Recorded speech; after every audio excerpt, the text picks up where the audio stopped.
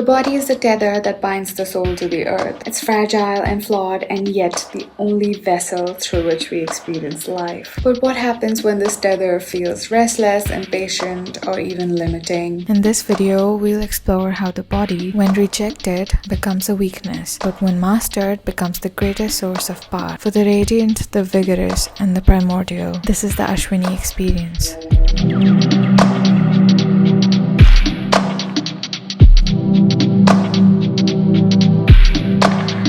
Without a body, we'd be dead, obviously. So the aspect of Ashwini we'll be exploring today is its connection to the body. To recap part 1, Ketu is universal knowledge and contains everything within itself. Because of this, there's often a sense of apathy that creates detachment. We also saw the research on emo musicians and how tirelessly Ketu Nakshatras work to help you feel your emotions deeply. Emo music, as we discussed, rapidly stirs up buried or dormant emotions and stops you from being numb. Angst and sadness are the easiest emotions for anyone to access, so they become a powerful starting point, better than numbness. Sitting with pain and learning to be comfortable in it is essential. By sharing that pain and realizing you are not alone, the burden becomes lighter. Every planet has both destructive and constructive qualities. Even natural, harmless tendencies can turn negative when taken to extremes. Each nakshatra of a planet reflects not only the destructive tendencies or doshas of its ruling planet, but also carries within itself the path to overcoming those very flaws. What begins as our greatest weakness is meant to be transformed into mastery through that nakshatra. In this part, we'll look at how the tendency to perpetually wallow can turn destructive if taken to extremes, and how Ashwini itself holds the key to healing those extremes. Ashwini approaches life like a war, like it's something to be conquered. This is another reason why it was the top nakshatra for the wealthiest women in the world, as I discussed in an Instagram reel. This warlike army general Martian attitude towards life often carries you to the greatest heights, as we see reflected in many of these emo songs. No tree, it is said, can grow to heaven unless its roots reach down to hell. This is a direct quote from Carl Jung's book, Aeon, Researches into the Phenomenology of the Self. In this book, he teaches that spiritual ascent requires an equally deep descent. True growth toward light and consciousness is measured by how bravely we face the unconscious, our shadow, which is a figure of our wounds, the dark place we'd rather avoid. Without that grounding, any reaching for the heights remains fragile and incomplete. An integration of the depths is what makes real transformation durable. The sooner you're willing to face your shadows and shortcomings, the sooner you can move through them, and the closer you'll be to real success. Countless sayings point to this fact. As above, so below, or when you hit rock bottom, the only way to go is up. However, as I discussed in part 1, this method of emotional purging should never be taken to extremes. Like any medicine, it's meant to be used sparingly and only when truly needed. According to the Shatpat Brahman, the Ashwins once attempted to seduce Sukanya, the daughter of King Saryati and the wife of the aged sage Chavan. Sukanya refused, calling the twins imperfect, and demanded they restore her husband's youth. Eager to know the reason behind their words, they complied. Once rejuvenated, Chavan revealed that the Ashwins had been excluded from a yagya performed by the gods, leaving them incomplete. The gods initially rejected them, claiming that the twins spent too much time among the mortals. Only after repeated attempts and explanations were the Ashwin finally granted acceptance. This theme of communing with mortals lingers as a point of fixation and disappointment within the Ashwini psyche, an ingrained sense of being broken or in need of healing, even when they're not. In truth, their consciousness desires to operate at a godlike level, transcending the limitations of the physical body. Ashwini also reflects the danger of clinging too tightly to false victimhood. Even though it can provide catharsis when needed, it can easily slip into an us versus them mindset, much like the themes often echoed in emo music, where pessimism and victimhood become a perpetual state of being. Taken to extremes, this mindset may turn the whole world into an antagonist. What's really happening here is that all the energy that you gather ends up being wasted, because at the Ashwini stage, you don't naturally know how to transmute it into something productive. Ashwini marks the very beginning of the journey of consciousness, which is why it's represented by the Fool card. Notice how the Fool isn't watching where they're stepping, standing right at the edge of a cliff. This is why giving direction to your energy becomes vital, and that direction ideally should be upwards. The key is to make the attempt to rise when you find yourself at rock bottom. In the the Fool card, if the next step is taken blindly, without awareness or direction, gravity will pull them straight down the cliff. Gravity here symbolizes the ever-present force of descent, the natural tendency of things, if left on autopilot, to fall rather than rise. So, purging methods should only be used when you're truly suffering in a dark way. The clown archetype often manifests through Ashwini and at times through Mula as well. This clown-like appearance is only outward. Beneath it often lies a far more complex, volatile, or even self-destructive emotional reality. It not only has a connection to the Fool card, but also, in the most fundamental sense, Catharsis itself can make one appear foolish in society. Furthermore, when emotions spill over, they can drive you to the edge of madness. And though the release feels liberating in the moment, it can later leave you feeling like a clown. Purging allows you to feel everything in its most rawest intensity and then move forward with a more positive, upward mindset. From that place, you can choose to step away from the situation that is harming you and take every measure possible to protect yourself from future abuse. Take screaming or angst as an example, which is essentially just undirected energy. The moment you gather energy, the first instinct is often to waste it on unproductive outlets. And what the fuck is it with you? What don't you fucking understand? Imagine yourself as a balloon filled with air being your energy. After a scream, a breakdown, or something similar, you end up like a deflated balloon, drained of all vitality.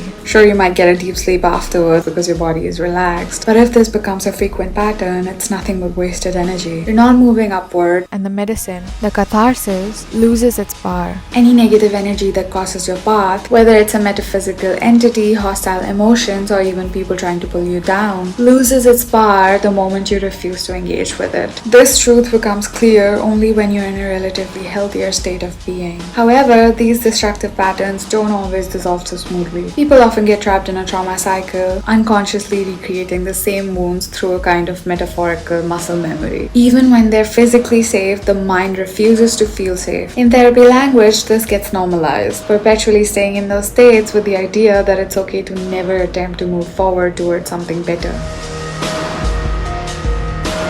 So why does this matter so much for Ashwini? This is because they're tied to the natural first house of Aries, which is the body itself. If you ask an average person where they feel their emotions in the body, they may never actually know the answer to that, or at least they'll pause to think. But a person deeply in touch with their body instinctively knows. This is why emo musicians, so often resonating with Ashwini energy, can craft such vivid and visceral imagery of their emotional experiences. Ashwini natives are connected to the body in a way most people aren't. Emotions live within the body, or more precisely, we experience fluctuating emotions because we have a body. This is why catharsis comes so naturally to Ashwini, while others may suppress or hold their emotions in. To simplify mortality into 3 stages, First, the physical state is one of the human body living on earth. Second, the limbo is a ghostly stage where one is caught between the physical and non-physical realms. Ghosts may sometimes be perceived and even influence the physical world, but they're neither fully here nor there. It's an in-between state. Finally, there is an omniscient, non-physical state where the soul exists entirely without a body, pure energy. This is the stage that Ashwini represents. Claire Nakti, in her brilliant exploration of Bharani, notes that Bharani represents the stage of birth where we become a distinct person outside the mother, symbolized by the yoni, or even the limbo stage, still partially tethered to the material world as a ghost. this video made me come to a conclusion that Ashwini coming before Bharani represents the fully non-physical stage, existing after death when you've attained moksha and you're never going to incarnate again. It's a pristine, ideal state, completely outside the cycle of anything material. Similarly, the Fool card is numbered 0 because it exists outside the natural sequence of numbers 1 to 21. Card 0, the Fool. Oh, that one's got your name written all over it. If all your money and possessions were taken away and you had to start from 0, your first priority would be preserving your body. Finding food, shelter, clothing, and so on. Our basic needs are rooted in the body, and much of our emotional stress is driven by these physical necessities. This is why, as we discussed in part 1, Ashwini musicians often reflect the world through the eyes of an abused or distressed child or teenager, someone at this 0 point. I spent my entire childhood watching her sober up for like 2 or 3 days at a time and thinking, wow, maybe I really have a mom now. But she always slid backwards. In 6th grade, she was sober for a week. So I signed us up for the mother-daughter Girl Scout camping weekend. She bailed to go to Atlantic City with a guy that she picked up at a bar. Why do you think I spent so many nights sleeping in Billy's disgusting van? In extreme cases, such as when a parent is addicted, abusive, or the child is orphaned, this survival mode can become the default state of being, where a helpless juvenile is forced to take care of the preservation of their own body. Psychologist Abraham Maslow, who has both his sun and moon in Revati Nakshatra, theorized the famous hierarchy of needs. In a sense, the blueprint is written in the Revati stage, the stage of completion and the synthesis of all nakshatras, before the cycle begins anew with Ashwini, which marks the focus on basic needs. Returning to the 0 point of non-physicality and nothingness is beyond imagination. It's something we experience in a short window directly after death, and it's forgotten upon rebirth. Many who have briefly crossed this threshold, such as those medically declared dead and then revived, describe it as a stage where no negative emotions exist. They speak of it as pure love and overwhelming bliss, though even these words fall short. The doctor said that there was a war going on inside of my body. The war was that I did not want to come back because it was so peaceful. It was too beautiful. In this realm, this unearthly, beautiful, heavenly realm, they can be colors like in plants and landscape that are so beautiful that there are no earthly words that they have to describe them. This is similar to Keter, the first Sephira in Kabbalah, representing the sphere of non-duality. This is a state you cannot physically experience in human form, except momentarily through special methods and practices, until you attain moksha, essentially never being reborn. It is impossible to reach an objectively perfect state in the human body, because the very capacity to feel pain anchors us to limitation. You need to understand the difference between a nakshatra and the people born under it. The nakshatra itself is a higher cosmic entity representing just one facet of the universe. A person with Ashwini in their chart is still human and must integrate the energies of all nakshatras within themselves, just like everybody else. So, zero is really something you cannot experience in the material world. As Plato said, a perfect zero exists only in the realm of ideals. So, you cannot exist as a soul without a body in the material world. If I press my fingers tightly together, there's still space between them on a molecular level. Space that I can't see because I'm not a molecule, but it's still there. In the same way, because zero doesn't exist in the material world, negative distances don't exist either. I can be 1 meter away from you, but I can't be -1 meter away in the physical world. Negative distances, however, exist in the non-physical realms, like limbo or the higher non-physical planes, where energy can move through other energy. In 4-dimensional space, ghosts can move through walls and all realities unfold simultaneously. This is, in a way, the mental state that Ashwini people inhabit. Yet their physical bodies prevent them from fully existing in this non-physical way. As a result, they often long for their bodies to disappear, and not even just the body itself, but the entire cycle of birth and death, so they can be free of any physical tether. They often perceive the physical body as a major inconvenience. Also, being the first nakshatra of Ketu, who is a body without a head, the body can feel like a kind of physical prison, limiting the expansive consciousness they sense within themselves. There's often a decision that they make as they interact with other beings about whether to stay in this beautiful unearthly realm or return to their earthly life and that body struggling to survive. Ashwini individuals often experience emotions with unusual intensity. Even minor events can affect them deeply, more than they might affect others. This heightened sensitivity is also why they contemplate topics like suicide or self-harm, despite understanding that the perpetual cycle of karmic rebirth makes such actions ultimately futile, as the soul simply continues its evolution in another life at the stage that it left off. If you really are thinking about killing yourself, then kill your personality. Don't kill your incarnation. And oftentimes when we think about suicide, it's because we don't love the personality we are part of, the experiences, the memories, the upbringing, the feelings. पानी कितना गहरा होगा? मैं कूद कर देखती हूँ। गहरे ठंडे पानी में कूद जाऊंगी तो गर्म सांस धीरे धीरे ठंडे पानी में पिघलने लगेगी। फिर कुछ देर बाद शरीर अपने आप तैरने लगेगा और लहरों के सहारे वो बहता ही जाएगा, बहता ही जाएगा, बहता ही जाएगा। In this way, we see that the detachment associated with Ketu exists on two levels. When not attained naturally, it can manifest as a harmful coping mechanism. On a higher, more evolved level, it becomes an enlightened state of being. This is why, as I mentioned in part 1, Ketu nakshatras tend not to judge quickly. Emo makeup and fashion often resemble the appearance of ghosts or beings who don't belong to this world. In face reading, features like sunken eyes, pale skin, and gaunt cheekbones can indicate a person who no longer wants to fully inhabit their body. They long to connect with a higher, non-physical realm. Ashwini natives often feel a passionate desire to be free of their bodies so they cannot be harmed. The body becomes just another possession they must manage. In this first stage of Ketu, the nakshatra is profoundly non-materialistic, seeing even the physical body as a weight holding them down. Intrusive thoughts that could cause bodily harm are felt more intensely, and they may long to act on these impulses without experiencing pain or emotional consequence. Like the fool wishing they did not have to worry about the cliff in front of them, walk without care, and remain unharmed. I have a very close friend with Ashwini Moon who says she wishes she could merge her consciousness with AI, essentially keeping her mind in awareness but removing the physical body that comes with it. In a broader sense, Ketu Nakshatra people often desire to exist as a head without a body, which is Rahu.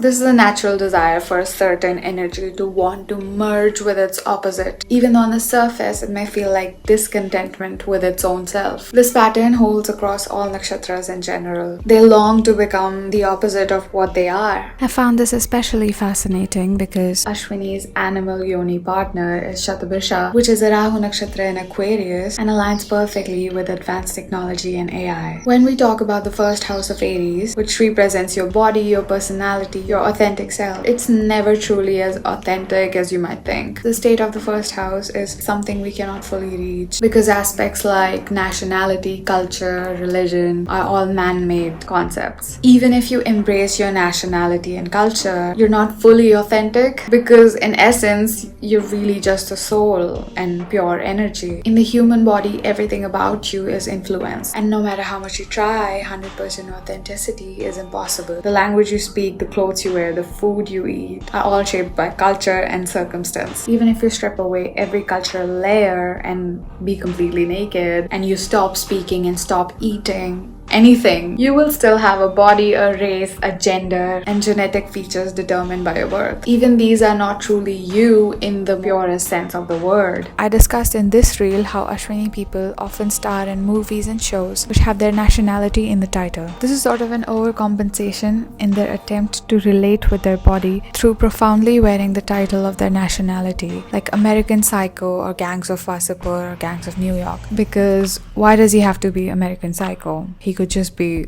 Psycho.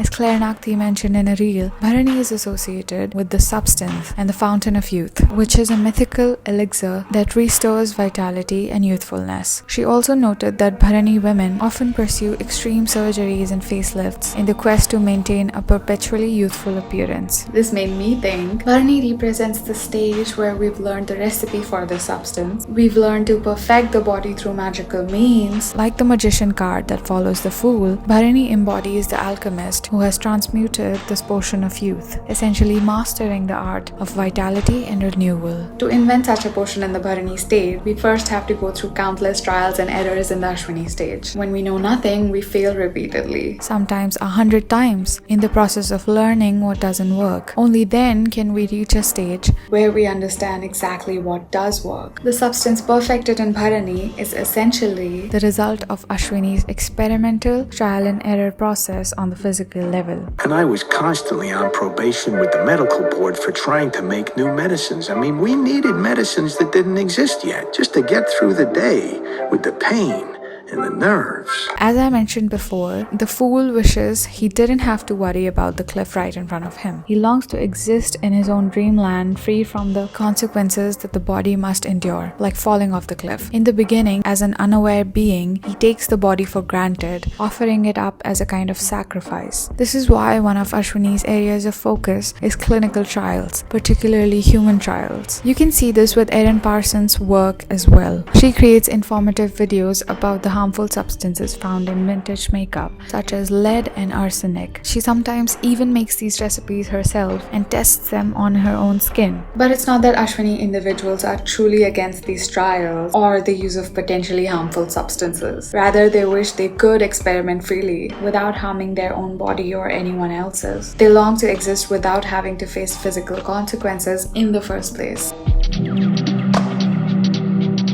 So what do you do when you see the body as an inconvenience yet have no options to shed it? You embrace your body fully and take radical care of it. When confronted with something you see as a weakness, you have a choice. Sulk endlessly or face it and transform it into your greatest strength and eventually even master it. People often master the weaknesses of their nakshatras because these traits become fixations, first destructive and then constructive. As consciousness evolves, Ashwini natives come to see the body as the ultimate asset. Grandmaster Mantak Chia describes the sexual energy of the body as somewhat of a power generator, capable of infinite energy when properly transmuted. In many of his books, he outlines optimal sexual practices to conserve sexual energy and circulate it within the body, rather than wasting it on lust or fleeting emotions. He also warns against squandering energy by directing anger outward at others instead of transforming it into a force for healing within oneself. In Ashwini, raw energy learns to move through flesh and bone, turning fragility into strength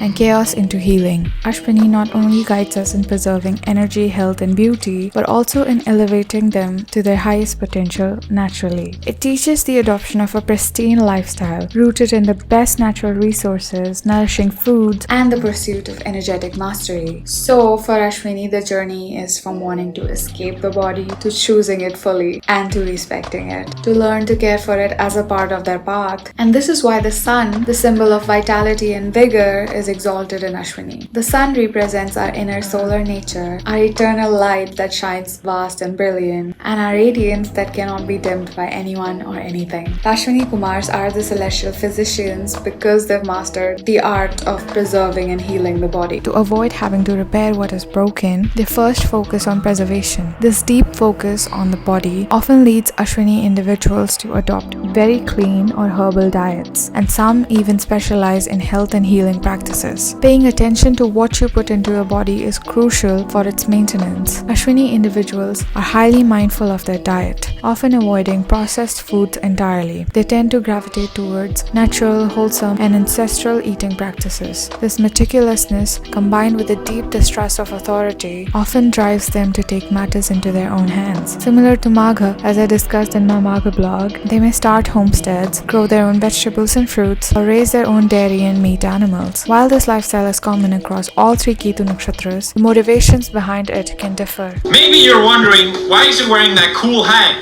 It's because the tech overlords are listening. Purity and non-adulteration become major interests for them. And homesteading often plays a central role in this pursuit. On a homestead, you have full control over what goes into your body because you make everything from scratch. By nourishing the body completely, you boost immunity and reduce the need for healing, so disease rarely touches you in the first place. This is also why Ketu Nakshatra emo musicians highlight abused or unsupported children whose vulnerability can keep them in survival mode, reflecting the first house's us versus them mindset. This is another reason why Ketu nakshatras are drawn to self-sufficiency and tend to distrust authority. The sun symbolizes the father, government, or any other authority figure. This archetype of growing up with a lack of truth or support from parents often translates into a broader distrust of authority. Creating a homestead allows them to no longer having to rely on grocery stores or others for basic survival. Many of them identify as conspiracy theorists. They prepare for scenarios like World War III and tend to avoid living in cities. Like their deities, the Ashwini Kumars, they also create medicine, often using food and plant-based substances in holistic practices like Ayurveda, aromatherapy, etc. In doing so, they enjoy physically and intuitively interacting with these substances. This is essentially a safer, hands-on version of medical trials. This is my other Ashwini Moon friend, and she runs an apothecary and cafe. Even the beverages and food in her cafe are completely herbal, and she truly embodies Ashwini energy completely.